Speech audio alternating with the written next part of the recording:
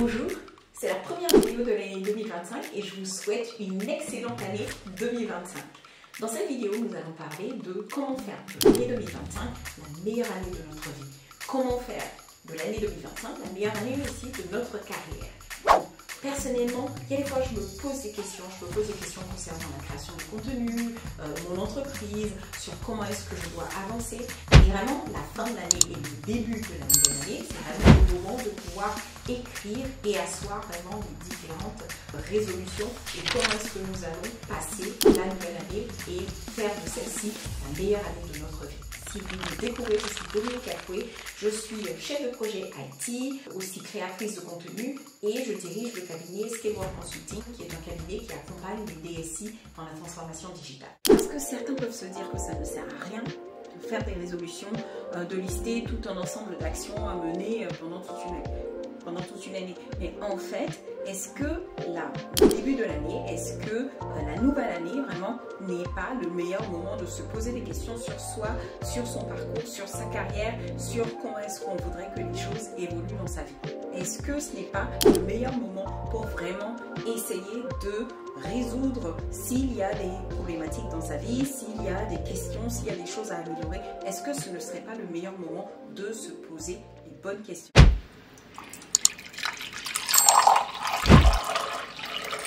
Donc dans cette vidéo, nous allons parler d'objectifs. Donc qu'est-ce qu'un objectif? Comment se fixer des objectifs? Et moi, mes objectifs personnels et professionnels. Ensuite, nous allons parler des outils pour atteindre ces différents objectifs et terminer par des aptitudes clés pour pouvoir atteindre les objectifs. Donc, un objectif, il doit être smart, il doit être spécifique, il doit être mesurable, il doit être acceptable, il doit être réaliste et il doit vraiment s'inscrire dans le temps. Il ne faut pas dire « Oh, ce serait bien que je puisse un jour gagner 100 000 euros par an ». 100 000 euros, si vous ne donnez pas une date spécifique, si vous dites « Oh, ce serait bien que je devienne indépendant », si vous ne donnez pas de date spécifique, en fait, l'objectif ne sera jamais atteint. Moi, la première fois que je voulais devenir consultante, quand j'ai voulu devenir assez indépendant, je m'étais laissé pendant plusieurs années, donc vraiment pendant plusieurs années, je me disais, je deviendrai indépendant, je n'avais jamais de date. À partir du moment où j'ai posé une date et j'ai décidé qu'il était temps de devenir indépendant, je suis passée à l'action, j'ai créé les différents comptes, j'ai créé l'entreprise et ça m'a pris plusieurs mois de réflexion, mais à partir du moment où j'ai décidé et c'est devenu spécifique, vraiment, tout s'est déroulé vraiment selon le plan. Donc vraiment, ton objectif, il doit être smart, spécifique, mesurable, acceptable, il doit être réaliste, il doit s'inscrire dans le temps. Personnellement, moi, sur l'aspect professionnel, j'ai vraiment décidé pour l'année 2025 de faire plusieurs événements, donc Vivatech et d'autres événements, dont des événements dans la cybersécurité, vraiment, qui sont importants pour le développement et la croissance de mon entreprise. Je me suis décidé qu'il fallait donc développer le niveau de certification de mon entreprise pour pouvoir accompagner encore plus de clients sur la partie cybersécurité. Au niveau personnel, bien sûr, j'ai décidé de vraiment développer des habitudes, développer de nouvelles habitudes, des habitudes qui vont me permettre d'atteindre ces objectifs. Et aussi au niveau personnel, de faire plusieurs voyages, des voyages qui sont à la fois professionnels mais en même temps personnels et qui me permettent aussi de rencontrer plus de monde, de développer encore plus mon réseau, de participer à plus d'événements, aussi bien professionnels mais personnels, pour développer mon réseau. Donc vous l'avez compris, les objectifs sont très importants et pour cette année, si nous voulons faire de l'année 2025 la meilleure année de notre vie, nous devons préciser, donc définir des objectifs qui sont smart. Ensuite, quels sont les outils qui vont nous permettre de pouvoir atteindre ces objectifs? Donc, moi personnellement, plusieurs outils. J'ai d'abord le Vision Board. Le Vision Board, on l'a sous différents formats. Moi, je l'ai vraiment sous le format digital. Donc, je l'ai dans mon iPad, dans mon ordinateur. J'ai vraiment une version digitale du Vision Board. Et dans ce Vision Board, j'ai différentes photos d'objectifs que je voudrais atteindre, de comment je me sentirais, de comment je me sens, de ce que je voudrais voir et avoir et les expériences que je voudrais aussi vivre. Ensuite, à ce Vision Board, je rajoute vraiment des choses qui sont pour moi des outils quotidiens. Donc, vraiment ce grand cahier qui est très utile pour moi et qui me permet en fait de pouvoir gérer ma journée. Donc ma journée vraiment heure par heure, ou parfois même à la trentaine de minutes. Donc pouvoir gérer ma journée et d'avoir en fait les différentes activités de ma journée et quand je suis déconcentrée, quand est-ce que je suis productive. D'avoir aussi en fait à la fin de la journée une réflexion sur mon niveau de productivité, sur les questions commerciales. Est-ce que j'ai été efficace au niveau commercial? Parce que c'est vraiment des prix qui sont importants pour moi. Donc ça, ce grand cahier me permet d'avoir vraiment toute ma journée, parce qu'au début j'avais commencé avec des petits blocs-notes, mais qui sont assez petits et je n'arrivais pas vraiment à noter de 7 h du matin. Donc je commence ma journée à 5 h du matin avec la méditation, donc de 5 h du matin jusqu'à 22-23 h, pouvoir noter heure par heure ce que je fais. Donc c'est très intéressant honnêtement. Dans ce cahier, j'ai aussi donc visuellement mon année 2025 que j'ai noté et qui me permet du coup de voir concrètement qu'est-ce que je fais semaine par semaine. Donc c'est vraiment une vision globale de mon année. Si vous voyez là, vraiment qui commence en fait de janvier jusqu'en décembre, et là je vais le compléter pour pouvoir avoir de façon visuelle mon année et savoir semaine par semaine ce que je fais. Dans cette année, je vais placer les grands objectifs, concrètement les grands objectifs professionnels, les grands objectifs personnels, les voyages que je vais faire avec ma famille, les événements auxquels je dois assister, et ensuite les autres petits objectifs moyens, intermédiaires qui seront donc dans cette année.